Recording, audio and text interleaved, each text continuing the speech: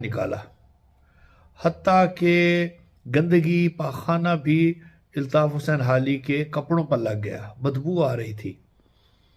और लोग भी हंसने लग गए जो नहीं पहचानते थे लोकल। उस वक्त मीडिया का ज़माना तो नहीं था, यानी मजाक भी उड़ा, मगर अल्ताफ़ हुसैन हाली ने कोई माइंड नहीं किया और जाकर उसकी वालदा को दे दिया कि बच्चे का ख्याल रखें।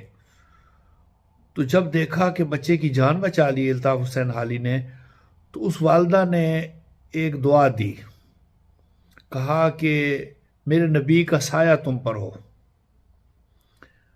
अब ये दुआ दी, और जब रात को अल्ताफ़ हुसैन हाली रहमतुल्लाह अलैह जब रात को सोए तो आके दो जहां सल्लल्लाहु अलैहि वसल्लम को ख्वाब में देखा। हुजूर सल्लल्लाहु अलैहि वसल्लम ने ये अमल बहुत पसंद फरमाया था, यानी एक गरीब औरत के बच्चे पर मेहरबानी करने से अल्लाह रब्बुल इज़्ज़त और आका दो जहां सल्लल्लाहु अलैहि वसल्लम का खुसूसी करम होता है।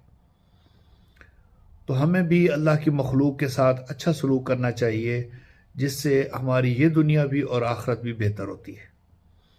शुक्रिया, वस्सलाम।